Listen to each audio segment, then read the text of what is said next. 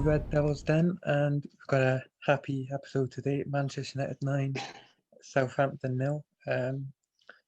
I don't know where to start, so what was your thought on that? Josh, you can start us off. Oof.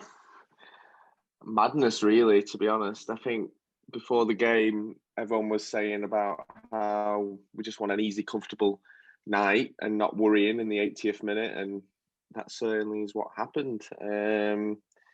Really proud, and I think we checked a box last night, mentally wise, because after the sending off, we could have just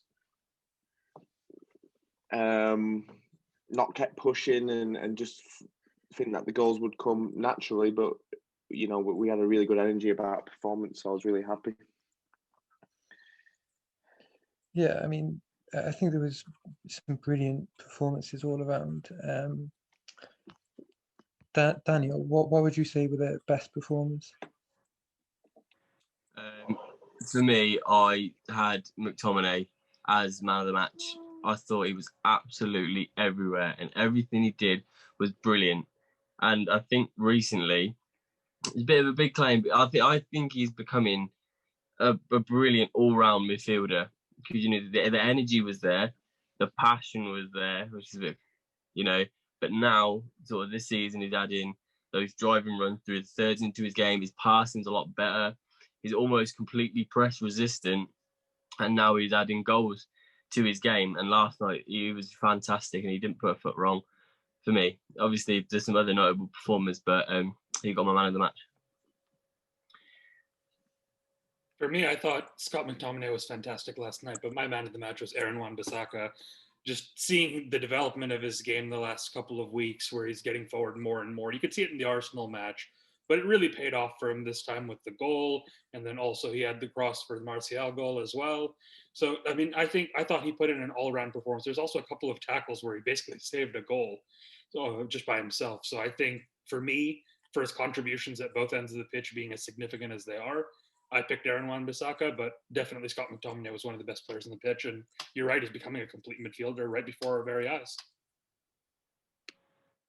Yeah, I mean, I was saying earlier, Aaron Wan-Bissaka, he's improved so much lately. I mean, defensively, we've always known that he's been, you know, one of the best, probably the best in the league, certainly 1v1 defending. But going forward, like, I was confident every time he had the ball, because he was running forward, putting really good crosses in, dribbling, you know, and he was confident in himself. And McTominay too was excellent. Greenwood, a great all-round performance. But yeah, Corey, who is your man of the match? Just wondering.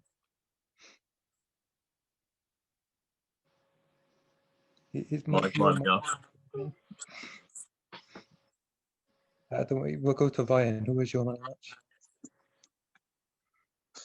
match? I thought there was many great performers. Go on, Corey, you go.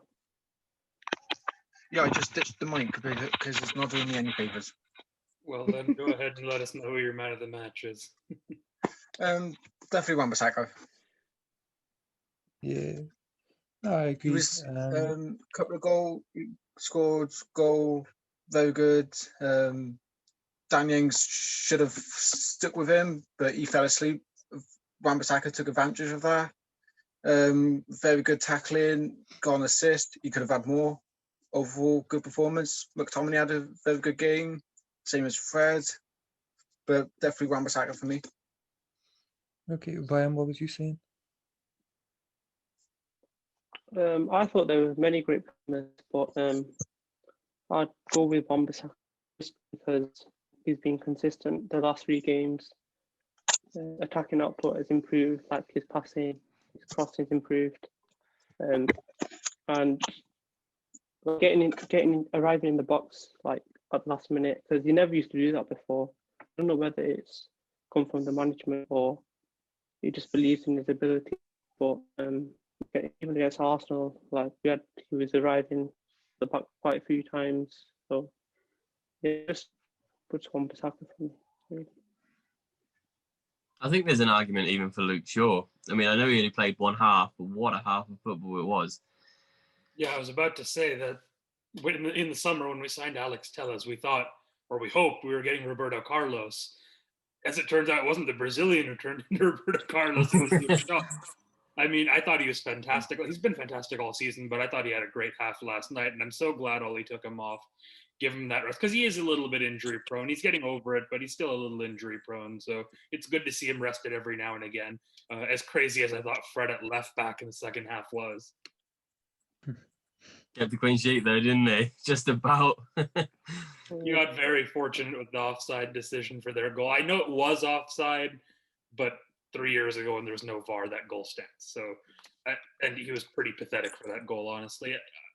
It's nitpicking in a 9-0 win, but if Oli was going to go ahead and take Luke Shaw off at halftime, I would have put on Alex Telles or switched to 3 at the back. The idea of going with Fred left back was insane, and I never want to see it again. Yeah, when he made that change, I thought we'd be going to 3 at the back. I didn't expect Fred at left back.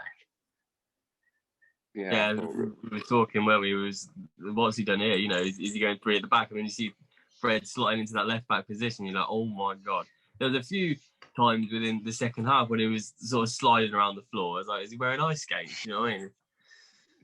I think he said after the game, Ollie, that the reason he didn't put Alex Telles on was because Dan James, Donny van der Beek, and needed minutes, and Martial needed obviously the goals. So I think that's why. And Dan James obviously I thought he was excellent when he came on. Yeah, I was just going to give that point as well. So I think when Anthony Martial came on, especially, obviously Donny van der Beek, Dan James needed minutes as well. What do you think those 3 goals from Martial and James combined is gonna do for their confidence? Any resurgent? Go on. Yeah, so in the last pod, I think we were talking about the decline of form of Anthony Martial and how we see him going in the future. I personally said that I thought he was a backup left winger. I still stand by that position long term, but for the rest of the season, we have Cavani who can't play every match, so somebody's going to come in and play up front when he's not ready, and that's going to be Anthony Martial. Ollie's made that clear, and so seeing him get 2 goals last night would do so much for his confidence. You know, so Anthony Martial has never been the one to make all the classic number 9 runs that Cavani would make or that Ibrahimovic or Lukaku would make. But he's always been a great finisher. And that's what was so surprising about him these last couple of months. That's what was so surprising these last couple of months is that he couldn't finish to save his life. And now he's got that form back a little bit from last night. Obviously 9-0 against 9 men. You can't extrapolate too much from that, but you know, that'll give him some confidence and hopefully get him set up for the next match. As far as Dan James goes, it's great to see him score, but honestly, I still wouldn't play him outside of the Europa League. Yeah, fair enough. I mean, when Martial tried to chip the keeper there, sort of reminded me of his goal against Watford last season. And I was thinking, if this goes in, he's back. But he scored two goals anyway. So, yeah, he was more of himself in that game. I think Oli managed it. Go on. Go on. I think Oli managed the situation really well with Martial because he gave him the chances despite being out of form. He tried playing him back into form. That didn't work. So he benched him yesterday and then he brought him on and he got his goals. So I think you can't really ask for any more with how that was handled. Gave him a lot of chances. And I thought his goals last night were proper striker goals. He looked so strong against, you know, Southampton centre-backs are really physical. So I think he was leaning on one of them for the second. Was it the first one or the second one? I'm not sure. One of them he shook Bednarek off, didn't he? Yeah, he shook one of them off, and then the second one was great movement, or the first one. I can't remember the order. So yeah, really, I was impressed with him last night. To be fair, unlucky not to get his hat trick. He was unlucky with that chip. Yeah, just the way it spun. Yeah, and I think the mentality of the team as well to go on, you know, I know they got a man sent off and then later on 2, but the mentality of the team to go on and score 9 goals like that was absolutely incredible. I mean, Oli, I think I saw, you know, someone said, Oli said on the touchline, keep going, guys, we want more goals when we were like 6-0 up. So yeah, I was really impressed with that. That's the biggest difference between Oli and our previous managers. I mean, you look back at Jose Mourinho, people say it's easy against 10 men. We drew 1-1 with Bournemouth with 10 men back in 2017, I think it was. Additionally, you look at some of those matches with Mourinho. Okay, we're 1-0 up, throw on another defensive midfielder, throw on another center back. He's always playing defensively. And you look at Ole Gunnar Solskjaer, and he embodies the Manchester United mentality, which is we go for 6, we go for 7, we go for 8. And so it's just great to see that from the club. And now we're starting to see it from this group of players. The funny thing is as well that, yes, it was. If you think 9-0, you probably think we took all of our chances, but we didn't really. It could have been even more than 9-0. Yeah. Could have been 14. If the proper amount of added time was put on at the end, we probably would have got a 10th. Yeah. I mean, I think that it was like 5 minutes for the VAR call. So I was, and then all the goals and the substitutions. I will just note that moment when Dan James scores, you can see Scott McTominay, and he's yelling at James to get the ball and go back and let's go out for a 10th. And that's just the kind of mentality you love to see at this club after some of the weak characters we've had these last 6.5, 7 years. You know, you see your Angel Di Maria is running away from the club at the first sign of danger. And then now we have players like Scott McTominay in midfield who 9-0 up are looking for the 10th goal. It's just great to see. And it's people like McTominay who keep the team honest. Like last night we played, but we didn't show them any disrespect. We kept going. We kept going hard on the tackles. We were aggressive. We were going forward. You know, we wasn't being lazy with passes or throw-ins. We were very clinical and very like we had a job to do last night, which I really enjoyed. It's ruthless. Yeah, that was quite an important performance thing for me because I think was it against Sheffield United? We looked quite arrogant, obviously because they were bottom of the league. We were sort of passing it slow between the midfield and the defence. We weren't penetrative enough, and I thought it looked quite arrogant, you know, from my sort of perspective. But last night, you know, we really went for it. We put them to the sword, and I think it was such an important performance after the last 2 games. You know, that's going to do so much for the squad mentality and the confidence going into the next game. From that mentality perspective as well, that doesn't have anything to do with the red card. That's how we approach the game, and that's irrelevant to the red card. We went into it with the right mindset. So yeah, that was really good to see as well, because we might not have won 9-0 with 11 men, but that isn't relevant to the mentality side of things. We went in that with the right mindset, and it showed. I think you can see the mentality of the team that's going to be on the pitch from the team selection that Ollie goes with. If you look at it, every time we've had a mini crisis this season, whether that was 6-1 loss to Spurs going out of the Champions League or 1 win the last 4 league matches, Ollie always goes back to that McFred midfield partnership whenever that happens. And I think the reason for that is the mentality of those 2 players. Whenever they're on the pitch, they both make mistakes. McTominay isn't the most penetrative passer in the world. Fred plays 3 hospital passes a game. That's just a reality of who they are. But every match, they give you 100% effort, and they're always good for a 6 or 7 out of 10. Meanwhile, the other combination that Ollie frequently uses, Pogba and Matic, it's always either 3 out of 10 or 9 out of 10. They're very rarely average. And, you know, when the team is struggling, I think Ollie's decision is, okay, let's go with old reliable.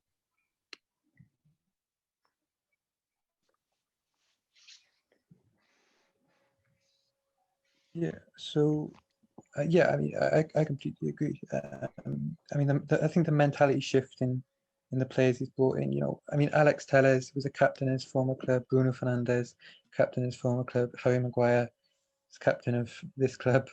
I think all the players are incredibly hardworking and certainly have the right mentality.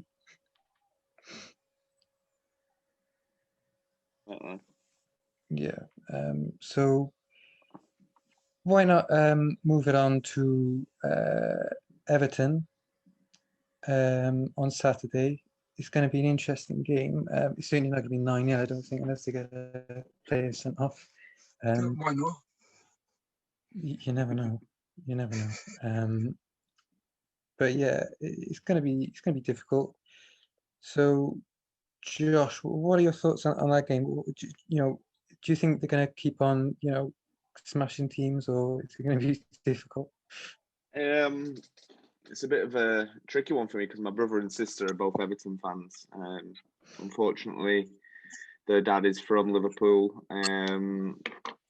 But it's going to be interesting because Everton play tonight and they have a really small squad. I know they've got a couple of injuries to like Allen and maybe a couple of other players. So I'm hoping they have a tough game tonight, and we're at home at Old Trafford. We need to take on the game in the same kind of fashion we did last night, and put in a positive performance. So yeah, I'm excited for that one, and hopefully we can get another 3 points on the board. Yeah, I mean, it's always tough against Everton.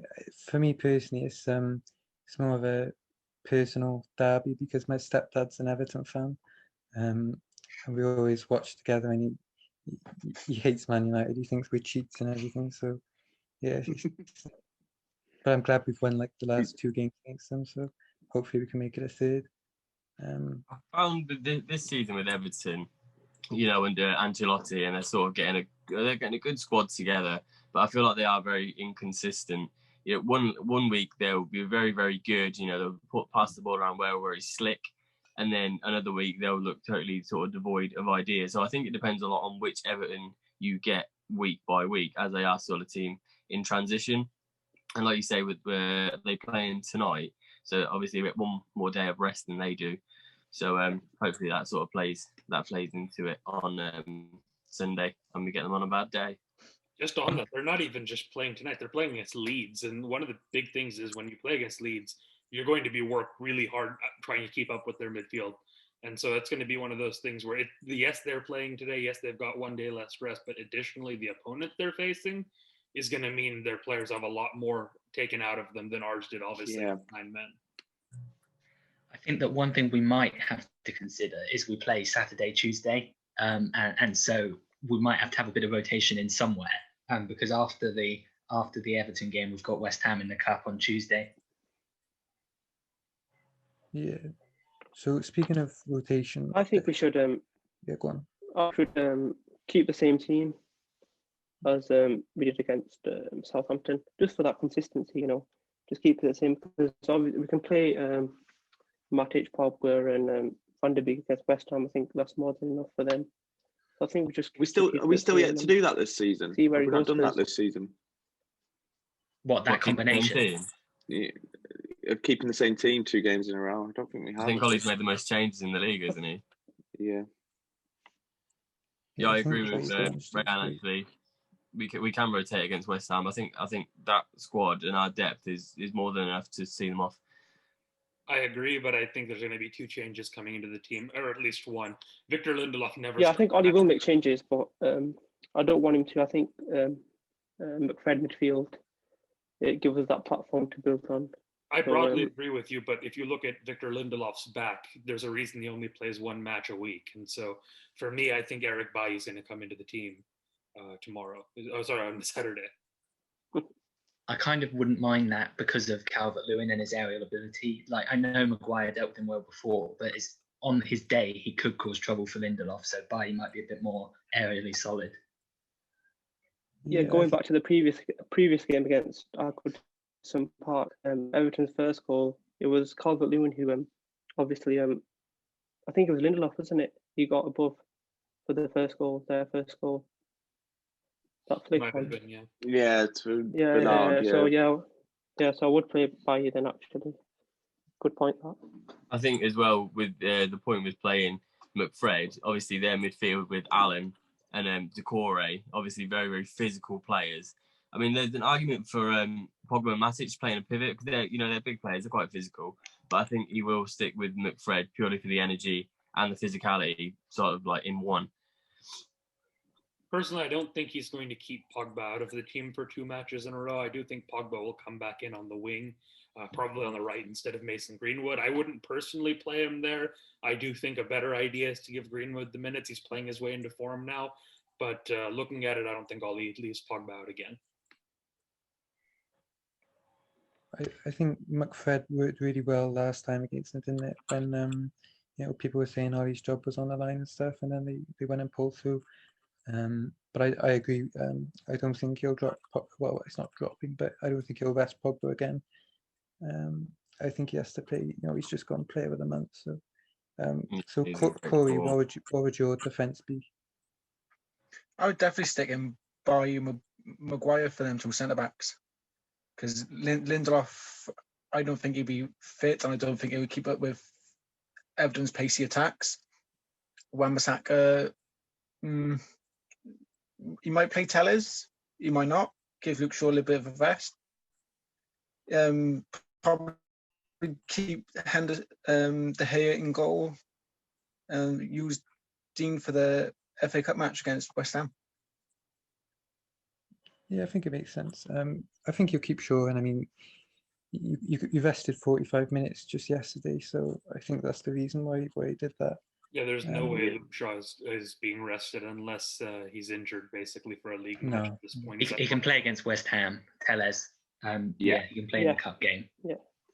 I think West Ham will rotate too. Moyes isn't known for shoving his stars in for the FA Cup, and I think he will start wanting to focus on the league, because I feel like he might smell that there is an opportunity now to get into the European places. They play tonight. This weekend. Sorry? You were saying that there's a massive opportunity in the league. I'm saying for us this weekend, City play Liverpool. And so for us, the massive opportunity, we have to take the 3 points and then hope that Liverpool can do us a favor and get coming off City. Absolutely. And I think West Ham play a similar schedule to us, but they're against teams where it's going to be a grind for them. So he'll be focused on getting a tight result. And I would probably prefer Rice, McTominay and Fred against Rice and Souček rather than against Everton's midfield, when we've seen Matic and Pogba dominate against them in the Capital One Cup or Carabao Cup, whatever you call it. Okay, so we had some technical issues there, which means Ryan has been lost to us, but we're going to carry on talking about starting 11 for the game. So in terms of the forward line, guys, I think I was going to ask Apollo what he would pick as the front three. So assuming that Cavani is fit, because Ollie mentioned a knock he had, which is why he came off at half time, but it could be mind games. If he is fit, I would play him up front. Rashford, he needs to stay on the left. It's his best position. While he can play in the other positions, we want him in his best position. So I'd play him on the left. And personally, I'd play Greenwood on right wing, as opposed to, say, Pogba playing on the wing like he has recently. I think Greenwood's finding some form now on the wing. We want to keep that going. If he wants to play Pogba in this game, he needs to play in midfield, because I want Greenwood playing in this one. That would be my front three. I agree with you on Greenwood starting. I think he looked really good last night, really sharp, really at it. And his demeanour was so much better than the last few games as well, where he hasn't really, whenever he's lost the ball, he's been like slumped over, or his arms have sort of been in the air, and he hasn't really been running as much as he did. But last night he looked really, really good. He was really sharp. You could tell he was desperate for a goal, and that was the Mason that we saw last season. And to see him again like that last night, I think you've got to keep giving him minutes, because he's only going to play himself into better form, and then the goals will come in, and then hopefully he can get back to some sort of form like he did last year. So I agree with you, Mason starting on the right. Yeah, at the start of this season, rather going back to last season, at times it felt as though the conversation was who's the better talent, Bukayo Saka, Phil Foden, or Mason Greenwood, and it was a tough competition across the three of them. And then at the start of this season, it did feel like Mason was falling behind a little bit. He was out of form, but he's playing his way back into that form now, so it's great to see. The only thing I would say is I don't expect Ollie to start him. I do think he'll go with Pogba on the wing, but yeah, personally I would agree Mason Greenwood, Cavani through the middle, and then Rashford on the left. If Ollie does go with Pogba, I really, really hope that's Pogba on the right, though, or in some kind of a diamond or 4-2-2-2. Just please leave Marcus Rashford on the left. That's his best position. He was playing so well there, and then we moved him around and he lost some form. Ollie really needs to consider him as a fixed left winger. That position should be his, with the form that he's shown. Yeah, I think Rashford has to be on the left, and I agree with Apollo, Daniel, that that front three is the one that we should go with against Everton. I think it's our most balanced front three, and with Mason coming into form, it's probably our most informed front three too in terms of recent goal involvements. And Mason just plays better when he's with Cavani anyway. I think Cavani sets the tone for Mason and for Marcus. He doesn't let anybody, lower their kind of standards. He's telling them which kind of runs to make, which passes to make. And yeah, definitely go with that front three against Everton. There's a quote that came out from Ollie before this match about how when they were doing their video analysis session, Cavani saw something and then he had somebody translate for him as he explained to Mason exactly what that opening was and what he should try to exploit against Southampton. So I think it's one of those things where we're really seeing the impact of the Cavani signing, not just now in terms of the goals and the fact that he's our best number 9, but also in terms of the way that he's a teacher for the younger players. And I think that's going to be a lasting impact that's going to benefit the club for years going forward. It's unbelievable that we managed to sign him on a free transfer without much competition. I think that's a big reason why Ollie wanted him as well, because of our young forward line. I mean, you saw with Mason's last goal against West Ham, the movement in that was very Cavani-esque, and you could already see his influence. And last night, to the assist for Rashford, that really, really intelligent run that he made, and then he picked Rashford out. So I think Cavani's influence is already being seen, especially in Mason. He seems to be taking it in, and it's really, really, it's good to see, because Cavani's movement has got to be up there with among the best forwards in the world, and it's why he scored so many goals. So you can only have a positive influence on our young forwards. Yeah, I can't remember if it was Michael Owen or Ian Wright who said that Cavani probably had the best movement of any striker in the Premier League a couple of weeks ago. Shearer said it too. Oh, it was Shearer. I'm sorry. Yeah. I think there's Go on, you go. No, you go. Go. I think it's going back to what you said earlier about the fact that he plays better with Cavani as well. I think part of that is because Cavani's movement's so good, that occupies defenders, so they can't do what they were doing before, where they gang up on Greenwood because of his gravity. So he has more room to do whatever he wants to do, and I think that is part of the reason why it helps him with Cavani. Because if you're a defender and you're up against Cavani, you've got to watch him constantly because of the runs he makes, and that gives a bit more room for Greenwood. Absolutely, I think it'd be interesting to see how you guys reacted to when Cavani signed. I remember the atmosphere around the club was so toxic at the time, wasn't it? We'd just lost 6-1. We missed out on Sancho, and then Sancho, and gave him the number 7 shirt. So that was and then obviously the loss as well. It was 4 things, and then you went online, and it was, under Cavani's announcement video, there was abuse upon abuse. Yeah. So I know I wasn't best pleased. I wasn't necessarily abusing anybody, but I just felt like the club had panicked. But it seemed like Ollie was wanting this kind of signing all along. He's always wanted a number 9 who displays proper movement. Obviously, we went for Haaland, whatever. But yeah, it kind of seems like a great plan, even though it happened so late. It's one of those things where I thought a lot of the fans were overreacting at the time. I've always been a big fan of bringing Cavani in from the day that he signed. I think one of the reasons, or one of the things that came up often was, if it's not a panic buy, why did we leave it so late? Why wait till the deadline? And if you look at the history of Cavani in the summer, he was nearly signed for Atletico Madrid. And when those conversations were taking place, one of the factors was he wanted closer to 300, 350K a week.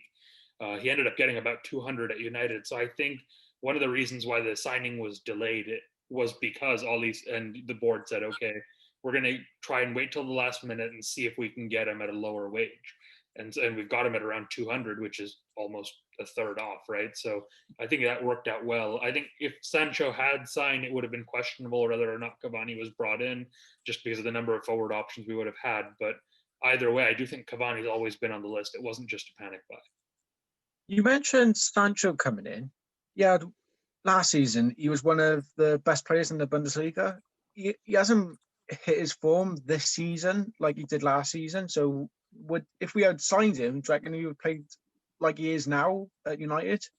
No way. He's playing like that because he didn't get the move. And the last couple of weeks, he's had eight goal contributions in 7 games. So he's playing his way back into form. But he was definitely stropping because he didn't get the move. He's still a top talent, and he's only 20 years old. So I'd still be happy if he came in the summer. I think that's why he was playing the way that he was. I think it's kind of understandable that you think a move's going to happen. You're kind of promised it. You've agreed your personal terms. Everything points to it, and then it doesn't happen. I think most people would be affected by that. Yeah, absolutely. I absolutely agree with both Dan and Apollo there. One of the other things to keep in mind is Dortmund is an absolute 5-alarm tire fire this season. They've sacked Lucien Favre earlier in the season, and then Edin Terzic is in charge right now as the interim, and they're not pulling up any trees. They might miss out on the Champions League.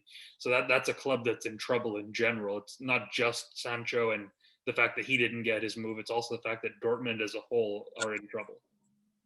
Well, Fab came out in his podcast recently, didn't he, saying that, Dortmund are in big trouble financially, so they will accept 100 million euros. So them obviously keeping him from making the move in the summer affected his form and the money that they're eventually going to get for him. And I think he said that the fee was agreed at around 100 million euros before, but then it was actually Dortmund that changed their mind. And that was surprising because it was a bit of a circus in the summer with all these different sources saying, oh, it was United who nearly agreed a fee and then Woodward pulled the plug, or it was Joel Glazer. But Romano reckons that it was actually Dortmund that changed their mind in the end. Yeah, that's what's... I don't want to defend Ed Woodward or the Glazers here, but like everyone was saying it was Woodward's fault, it was Man United's fault, this is comical by Man United, and then it comes out now that it was actually Dortmund who were adding stuff on, and that is not what CF Bayern, or I forget his name, Falk was reporting, and the Norwegian guy, I keep forgetting the names, but I think something like that. Not Frederick. Fjord, yes. Nagi Fjord. Yeah, so, and he was obviously really sticking up for Dortmund during the summer, so it's frustrating that comes out now, because that signing or potential signing really affected the club. Like, the club was in such a low place. The players had no energy, so that probably explains Sancho's form too, because he must have felt lifeless, no energy. So if it affected us as a club, it must have affected him as an individual, and now he's playing himself into form because he knows he's going to be coming to the theatre at the end of the season. Well, it goes as far as when you're a player and you're talking to a club, and I would imagine that he was talking to Ollie sporadically over a couple of months via, video calls, phone calls, things like that. And, they're talking about, life at Old Trafford, what the plan is, where you're going to fit into the squad. And you sort of go as far as, agreeing a wage, agreeing your agent fees, things like that. They were probably even looking at a place for him to live. And, you know that it was millimeters away from the fee being agreed, and you come in, you're going to feel let down and you're going to be pissed off at your employer, aren't you? So you can totally understand why he's dropped in form. Yeah, 100%. I mean, I think we'll sign Sancho in the summer. I mean, Fabrizio said, United are ready to go ahead and pay that money because they were going to pay it last summer, but they ended up not paying it, and now it's going to be a lot less. And I think maybe what happened is when we realised we weren't going to get Sancho, we went for Cavani. That was my take on the situation. Yeah, and I think that we spent a bit of the money that we was going to use on Sancho on Police Street and Ahmad as well. Yeah, true. But yeah, Fabrizio said there was a lot of leftover money because we didn't get him. And I think it will be around 70-80 million to spend on Sancho. And I don't want to get too much into transfers because it's February, but then you can go ahead and spend that money on a centre back, a midfield, or whoever. But yeah, we've sort of veered off the Everton game. I was going to ask one last thing before we end. What do you think about starting Martial in this game? Because he just scored 2 goals off the bench, almost had a hat-trick. I think there's a case for him starting at least on the left wing. What does Daniel think? Gotta be Me more or the other. specific. Is it me or the other one? Which one? Yeah, Uh, there's two of us. Daniel Winkle, not Apollo. Oh, no. I think Cavani starts this game. I mean, I know he played well in the 45 minutes that he played yesterday, but it's 2 goals. He's still out of form at the moment. You know, I mean, obviously there's a case for him coming on for maybe the last half an hour against Everton or starting against West Ham. But I think Cavani's movement and his work rate, especially, is invaluable against the hard-working Everton side. So I think Cavani starts this game. Obviously, there will be opportunities for Martial to play his way back into form, but the 2 goals last night don't denote a start in the next game for me, personally. Yeah, fair enough. So I think we're going to end there then. We're going to end with predictions, I think. So I'm going to go first. Manchester United 2, Everton 1. Resurgent, do you want to go next? Yeah, sure. I'll go with 3-1 United. Josh? I'm going to go with 2-0 Manchester United. Okay. And Dan, the same one, Daniel Winkle? 3-1 United. I'll go Resurgent on this. Yeah, Corey? 3-0 United, obviously. Gosh, say 7-2 again. Yeah. No one's going to and be bold finally- and say 9-0. Screw it, let's say 14-0. Go on then. Why not? And finally, Apollo. I'm going to go 2-0 United win. Okay. Clean sheets are important. We're starting to rack them up, actually, clean sheets, to be fair. It's a bit annoying how misleading people's perceptions of our defence is because of those 3 games at the start of the season where we had no pre-season. If you take them away, we've actually been quite good defensively. I think so. Yeah. I mean, just on a separate note, I think Maguire and Lindelof stepping out of defence last night. Maguire especially, he just dominated that left side of the pitch. Yes, he bullied that half space, didn't he? He's a physical He bullied specimen. it. How is he not giving up? I just don't get it. He's playing monster.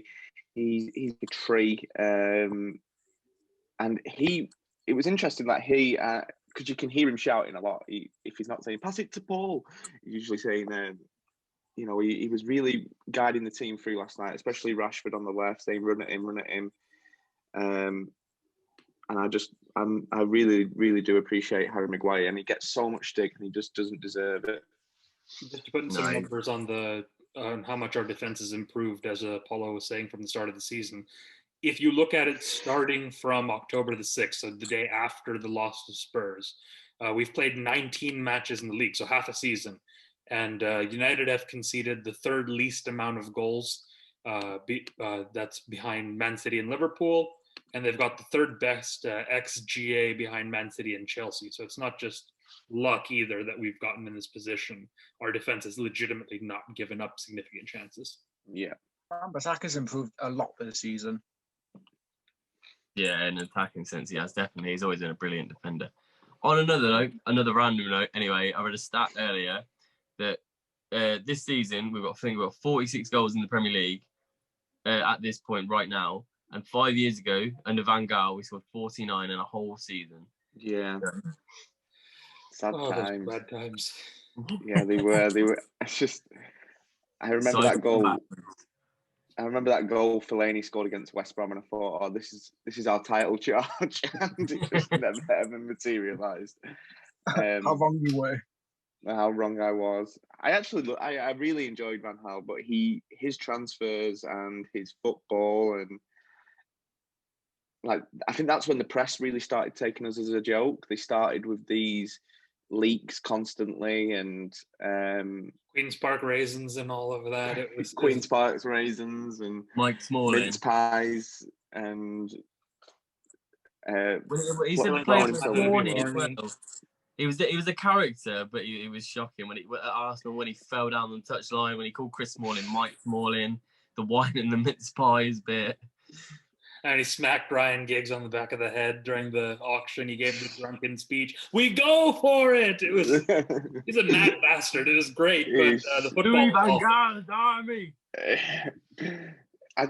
It's a shame that he speaks so badly about the club. He was horrendously treated at the end. Yes, Yeah, but he was, yeah. like that final press conference where none of the journalists said well done to him, really, I don't know. Brought a tear to my eye at the time because I just felt so sorry for him, knowing that he was getting sacked the next day. Yeah, it was a fun time under Van Gaal. All right, we've been going for quite a while, and we did have our last thing be the prediction. So I'm going to go ahead and end the recording. But before I do, I just want to say, if you've made it this far, please go ahead and like the video and subscribe to our YouTube channel. Also, go ahead and follow us on Twitter as well. The link will be in the description below.